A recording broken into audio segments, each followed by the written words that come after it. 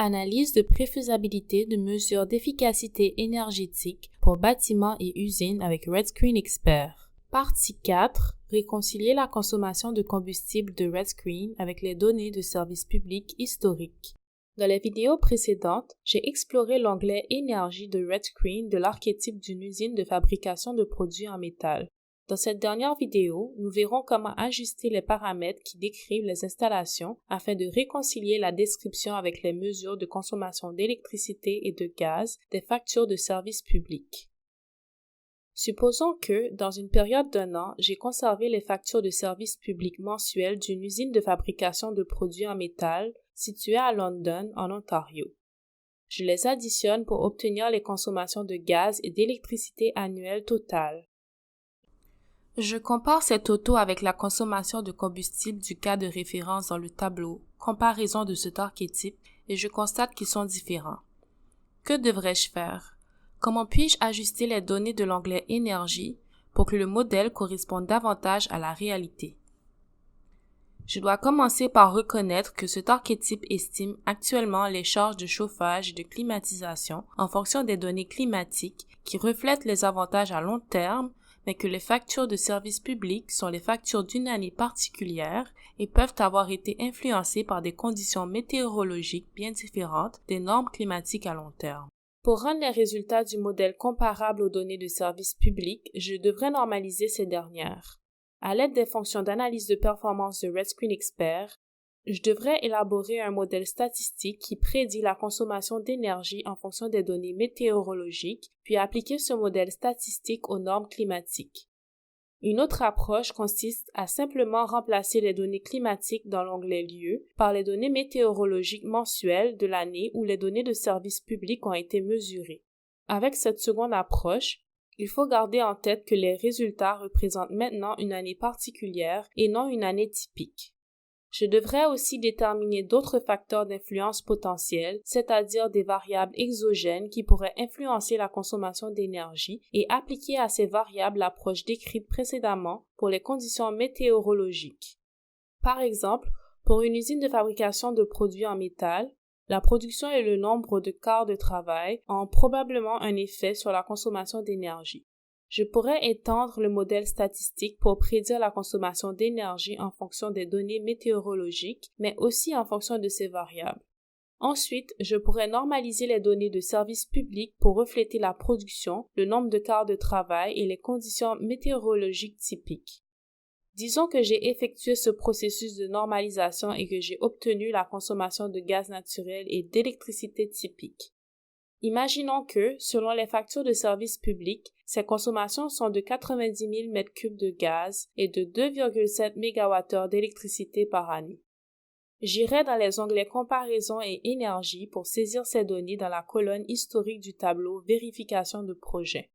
En présumant que le cas de référence doit correspondre aux installations au moment où les factures de services publics ont été recueillies, je réglerai la consommation de combustible au cas de référence. La variance dans la colonne à droite du tableau Vérification de projet montre la différence entre le cas de référence de l'onglet Énergie et la consommation d'énergie historique exprimée en pourcentage de la consommation d'énergie historique. Dans cet exemple, les consommations de gaz naturel et d'électricité estimées par l'onglet Énergie sont environ 15% inférieures aux estimations historiques. Je pourrais ajuster les données de l'onglet Énergie pour réduire la variance. C'est ce qu'on appelle une réconciliation. Comment puis-je m'y prendre? D'abord, sachez que ce problème est ce que les ingénieurs appelleraient un problème fortement sous-déterminé. Je tente de résoudre un problème mathématique comportant plusieurs variables, mais je n'en connais que 2, la consommation de gaz naturel et la consommation d'électricité. Habituellement, un problème sous-déterminé comme celui-ci a un nombre infini de solutions. Autrement dit, il y a un nombre infini de moyens de régler les données de l'onglet Énergie pour obtenir une variance de 0. Bien que toutes les solutions soient valides au point de vue mathématique, il y a des manières de régler les variables pour qu'elles reflètent davantage la réalité des installations. Une variance de 0 ne signifie donc pas que le modèle est précis. Malgré tout, je veux toujours réduire la variance en ajustant mes données. Si la variance est élevée, alors je sais que mon modèle énergétique ne tient pas compte de tout ce que comprend le bâtiment réel. Si la variance est faible, alors le modèle décrit peut être l'utilisation d'énergie réelle des installations. Si je n'arrive pas à obtenir une variance près de 0 sans configurer les données d'une façon qui n'est pas réaliste, alors je sais qu'il me manque quelque chose. Certaines de mes hypothèses à propos des installations sont fausses, certains éléments sont manquants ou sont comptés en double, ou peut-être que certaines des hypothèses intégrées dans RedScreen ne sont pas appropriées pour ces installations. En choisissant les variables à ajuster, je dois toujours garder en tête l'objectif de la création d'un modèle dans l'onglet Énergie. Habituellement, obtenir des prédictions précises de la consommation d'énergie des installations n'est pas mon objectif. J'utilise plutôt le modèle pour évaluer la rentabilité de différents investissements en technologie d'énergie propre. Je devrais donc me concentrer sur l'amélioration du modèle pour qu'il m'aide à prendre de meilleures décisions. Par exemple, disons que je ne connaisse pas exactement le niveau d'isolation des murs ou du plafond. Devrais-je investir beaucoup de temps et d'efforts pour déterminer les valeurs R correctes afin d'améliorer le modèle? Si pour des raisons pratiques l'ajout d'isolation dans les murs ou dans le toit est impossible, alors non, je ne devrais pas investir d'efforts parce qu'il est peu probable que les conclusions soient différentes. Gardez aussi en tête que les effets du manque de précision de mes paramètres d'entrée seront atténués lorsque le même manque de précision apparaîtra dans le cas de référence et dans le cas proposé. Imaginons que mon objectif principal soit de déterminer si des portes à haute performance doivent être installées. Si mes estimations de la valeur R du mur et du plafond sont erronées, mais que cette même erreur apparaît dans le cas proposé et dans le cas de référence, alors RedScreen calcule les économies d'énergie en fonction des différences entre les deux cas, les erreurs sont annulées et j'obtiens les économies résultant des différences de propriété des fenêtres.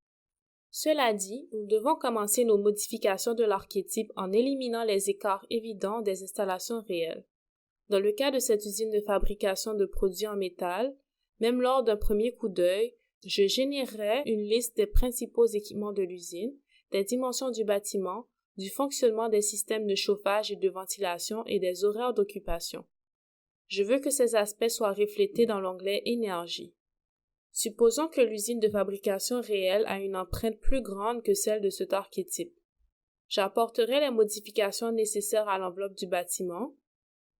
Si les dimensions changent, alors l'infiltration peut aussi changer. Je peux gagner un peu de temps en utilisant les boutons à droite pour copier le cas de référence dans le cas proposé. Je peux étendre cette approche d'ajustement de l'archétype selon des caractéristiques identifiables du bâtiment à d'autres sections du modèle de bâtiment. Je peux concentrer mes efforts où la consommation d'énergie est la plus élevée. Par exemple, pour cet archétype, il peut être difficile de déterminer si je dois améliorer mon estimation du coefficient de performance du système de climatisation ou accroître ma compréhension de la consommation des procédés et des équipements mécaniques. Consultez la section d'économie d'énergie du tableau de bord et la consommation de combustible du cas de référence dans le diagramme à secteur « Utilisation finale » peut m'aider à y voir plus clair. Il est évident que les équipements mécaniques et l'électricité de procédés sont beaucoup plus importants que la climatisation. Effectivement, même si la charge de climatisation était beaucoup plus grande que celle qui est indiquée dans l'onglet Énergie, les effets sur les résultats demeuraient minimes. Si vous vous demandez ce qui est inclus dans une catégorie d'utilisation finale, glissez simplement le curseur au-dessus du texte dans la liste ci-dessous. Par exemple, dans la catégorie d'équipements mécaniques, RedScreen inclut les pompes, les ventilateurs, les moteurs, l'air comprimé et dans le cas proposé, la pompe pour le chauffe-eau solaire. Puisque le système de climatisation n'aura probablement pas une influence majeure sur la consommation d'électricité, je peux examiner à nouveau les charges d'électricité de procédés et les équipements mécaniques. Je peux me concentrer sur la durée de fonctionnement des différentes charges. La durée de fonctionnement est souvent plus difficile à déterminer que l'exigence de puissance d'exploitation, mais ses effets peuvent être considérables. Par exemple, actuellement, le système d'air comprimé fonctionne 90 heures par semaine. Si je découvrais qu'en réalité le système d'air comprimé est rarement arrêté et fonctionne 168 heures par semaine, la consommation d'électricité augmenterait de 70 MWh par année, même si la plupart du temps, la seule charge est la fuite d'air. Peut-être qu'il me manque aussi d'importantes charges électriques. supposons que ces charges comprennent une douzaine de moteurs de 10 chevaux de puissance pour transporter des pièces. Je vais les ajouter. Je devrais vérifier jusqu'à quel point leur charge est importante et pendant combien d'heures ils fonctionnent dans une journée. Je devrais aussi examiner la part de leur consommation d'électricité qui est transformée en chaleur dans le bâtiment. Étant donné qu'il n'y a pas de climatisation dans la zone de fabrication, je vais régler l'impact sur la climatisation à 0%. Pour l'impact sur le chauffage, la situation n'est pas aussi simple. Le chauffage peut avoir des répercussions considérables sur la consommation de gaz naturel. Lorsque je règle l'impact sur le chauffage à 0, la variance de ma consommation de gaz naturel est de moins 4%. Mais lorsque je règle l'impact sur le chauffage à 100%, elle est de moins 27%. Je dois examiner attentivement la situation pour déterminer où se rend la chaleur de ces moteurs et des autres charges électriques importantes pendant la saison de chauffage. Par exemple, s'ils sont situés près d'un endroit où de l'air pollué est évacué de l'usine, seule une fraction de leur chaleur réduira la charge de chauffage de l'usine. Pour cet exemple, je règle l'impact sur le chauffage à 50%. Lorsque j'ajuste l'archétype pour qu'il corresponde à la consommation de services publics mesurés, je ne dois pas oublier le formulaire horaire. Je devrais vérifier les données d'occupation ainsi que les points de consigne des températures intérieures. Par exemple, je devrais m'assurer que les paramètres des thermostats sont différents pendant les périodes de non-occupation. Dans ce cas-ci, je vais présumer qu'ils sont les mêmes. Et je vais régler la température de chauffage du cas de référence pendant les périodes de non-occupation à 21 degrés Celsius. Maintenant, la variance de la consommation de gaz naturel est de moins 15%. Finalement, dans le formulaire horaire, je peux ajuster la température de transition entre le chauffage et la climatisation. Je dois faire cet ajustement seulement lorsque j'aurai représenté les caractéristiques des installations aussi précisément que possible dans les autres formulaires. Augmenter la température de transition entre le chauffage et la climatisation augmente la demande de chauffage et réduit la demande de climatisation. Je peux observer cet effet dans le diagramme à barre des économies d'énergie du tableau de bord lorsque j'augmente la température de 15 à 17 degrés Celsius.